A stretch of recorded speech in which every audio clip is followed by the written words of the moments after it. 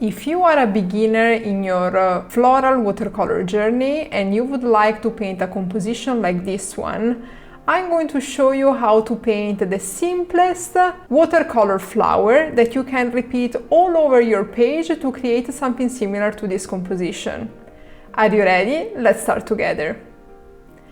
Everything you need to create the simplest watercolor loose style flower is a filbert brush. Mix on your color palette a few colors you would like to have on your painting, and then using the belly and the side of your brush, start to create these simple brush strokes from the upper part to the lower part and lead all of these brush strokes to the same center. With this first flower, I'm showing you how to create the simplest loose style watercolor flowers. In order to give some movement to this flower and a little bit of depth, my recommendation for you is to create a few petals that are more concentrated in color, and then just using water create different color values of, for example, purple, like I did in this case, to create other petals. Use the wet in wet technique to add other colors, like for example I did with the yellow, to allow the yellow to blend into the purple. Let's create another flower. I'm using a little bit of gray and I'm using the same approach, creating these brush strokes of Davis gray. Some petals are a little bit more concentrated than others, and in order to create petals that are less concentrated, I'm removing part of the pigment in the cup of water, and I created these brush strokes and I take advantage of the wet in wet technique to add some more concentrated color, some in the center part of the flower and some towards the external part of the petals. So my recommendation for you, if you're starting and you want to create the simplest loose style watercolor flower, is to remember to create the first petal a little bit more concentrated, remove part of the pigment in the cup of water, and keep creating these brush strokes using the side and the belly of your filbert brush, and connect all of these petals and brush strokes to the same center. Let's start to create a similar flower in different size. This is a smaller size, but in yellow color. I'm using always the same technique, and I'm remembering to remove part of the pigment in the cup of water to create different color values. Some flowers can be bigger. Remember to create some flowers that are smaller, sort of filling flowers, in order to give a little bit of movement to the whole composition. And keep repeating this motion of creating these petals with the side and the belly of the brush. Some petals more concentrated in color and some petals much lighter.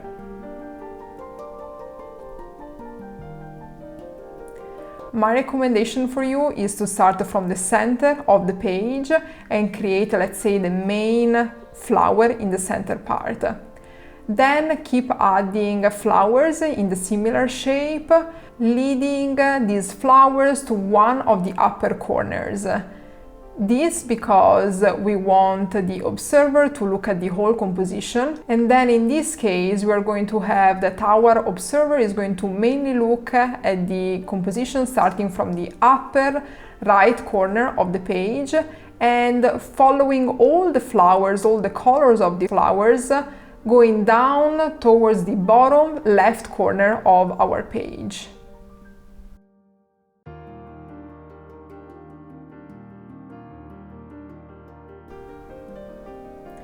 At this point, I start to add a few leaves, and in order to do so, I take my round brush in size 6. I start creating a few stems, and I do this because I usually like the wet on wet technique. I like to see how the green blends into, in this case, the gray and the yellow. And then using the belly mainly of this brush, I just place onto the paper this brush, the belly of the brush, and I created these small leaves. I'd like this composition mainly to be focused on the flowers, therefore these leaves are quite small in size. These are also some of the easiest leaves you can create on your flower compositions. You can create this just by laying onto the paper the belly and the side of your round brush and then just lifting the brush. There is no dragging, there is no movement of your wrist except for laying onto the paper this brush and allowing the color to be laid onto the paper. In order to achieve a nice effect with these very simple leaves, I recommend you to remember to change the color hue. That means to change the types of greens that you're using to create these leaves. You can obtain these mixing different type of greens or mixing your greens with, for example, a little bit of red or other colors that you have on your color palette. But also remember to remove a part of the pigment in your cup of water in order to obtain different color values. I love to use this technique and I love creating these leaves, especially when the flowers are still wet, because through the wet on wet technique, these beautiful blending effects can be achieved.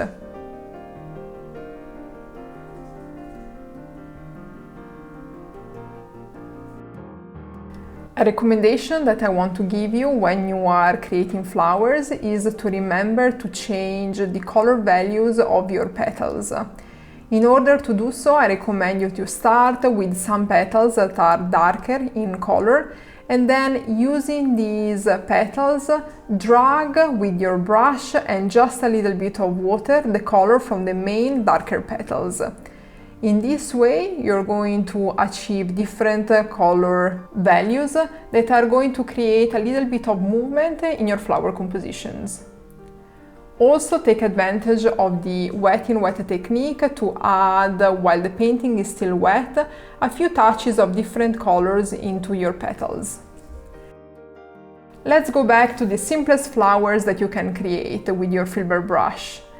Just create these long petals and very dark in first place, and then remove part of the pigment in the cup of water or use different colors overall to create these long petals and brush strokes. Remember to connect all of these petals to the same center and leave a little bit of white space for the disc that we are going to create in a second step. All of these flowers are created with the same technique, but remember that you can slightly change the shape by creating some petals that are more elongated than others, and therefore overall your composition is going to have flowers that look different. In this case, I'm creating a flower composition that starts from the upper right corner of this page with very light color, yellow in color flowers that go and lead the eyes of the observer to the center part of this composition where purple and gray flowers are located, and then the eyes of the observers are led to the bottom left corner of this page with other yellow flowers similar to the ones that I've created in the upper part of the page, a little bit more concentrated in transparent orange.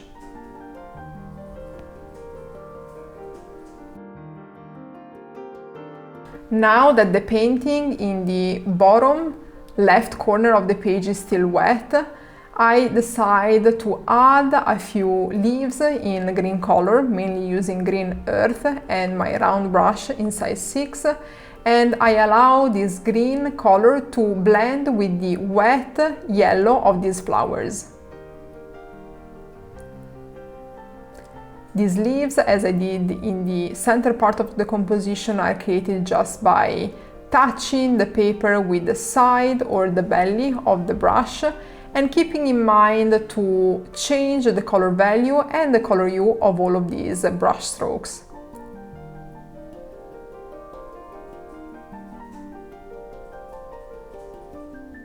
all the colors I'm using in this flower composition are linked in the description below.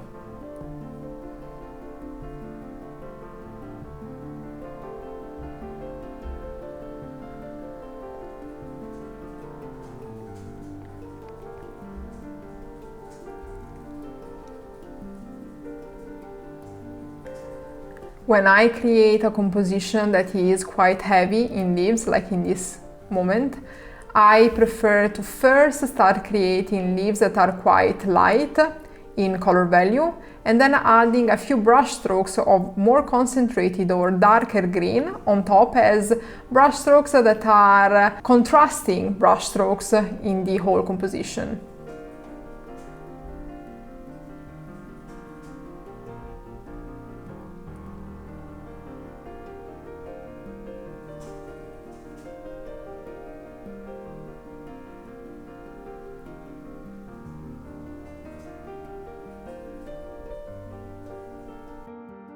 At this point, the page is completely filled with flowers that look quite different, but they are all created with the same technique.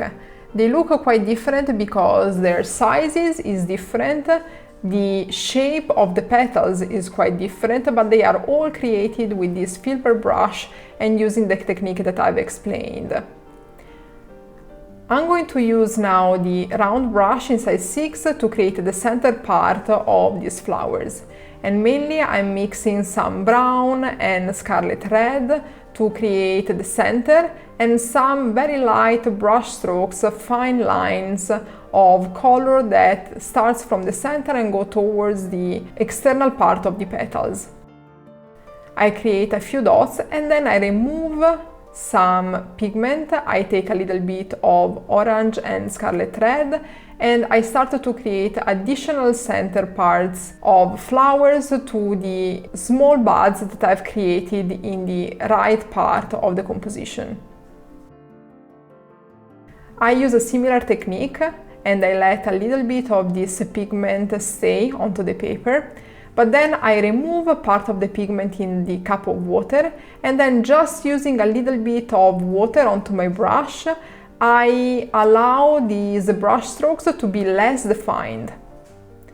In this way I am just basically removing and letting this red and brown mixture that I've used for the center of the flowers to be less defined and more loose.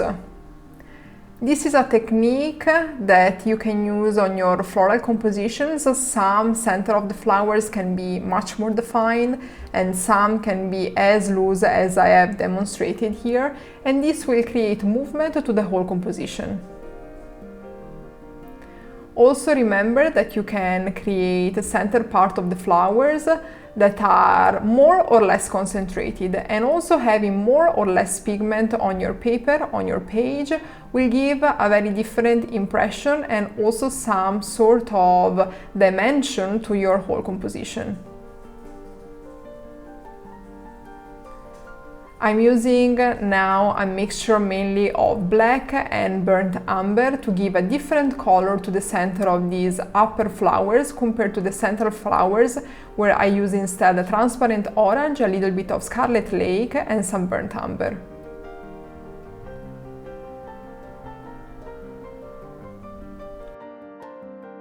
So if you are a beginner, remember that using one simple brush strokes type, you can achieve very different results. Remember that you can use the same brush strokes but with different color ratios with your water to create different color values, and also with the same brush strokes you can create petals that are more or less elongated. This will give the impression that flowers on your page are different, although the technique is quite similar.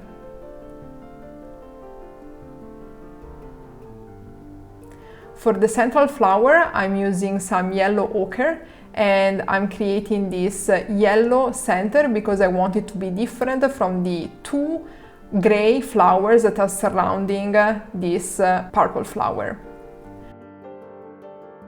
I'm adding a few brush strokes in burnt umber, and this will give more definition and contrast to the center of this flower. Using the same color, burnt umber, I'm adding the center of the yellow flowers in the left upper corner of the page. And in this case, I'm using a little bit of burnt umber because these flowers are very light, therefore I want the center to be dark. And then using just a little bit of water on my brush with no pigment, I allow the center of the purple flower to blend and to be much looser compared to what I've created in first place.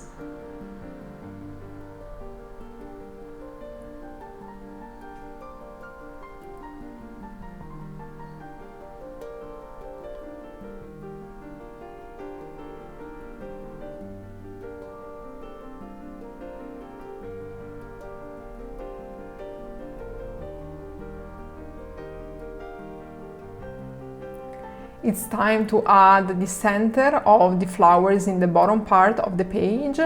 These flowers are in light color, therefore I decided to add a dark center, mainly mixing a little bit of Mars Black and burnt umber.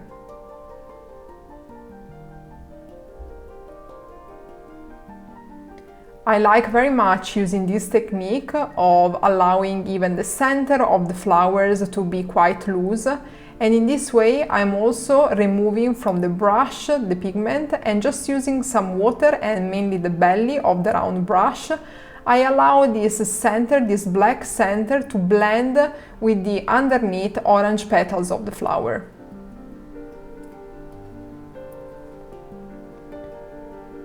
I find this technique gives dimension, contrast and a little bit of depth to these flowers.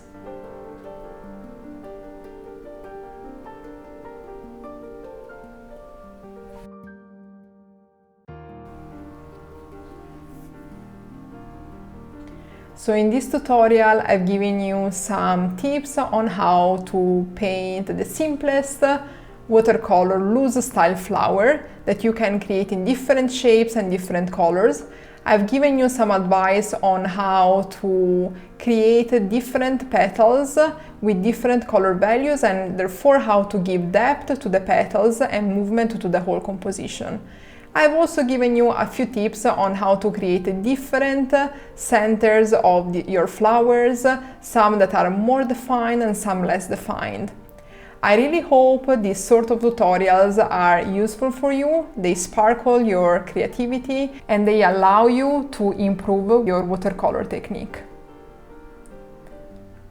At this point, I'm just adding a few details in the center part of these flowers. I'm not adding many contrasting brush strokes on the top part of the petals, but I encourage you to do so if you'd like to have all of these flowers with more details. If you like this sort of tutorials and you found this tutorial useful, please subscribe to this channel. I hope to see you in the next tutorial.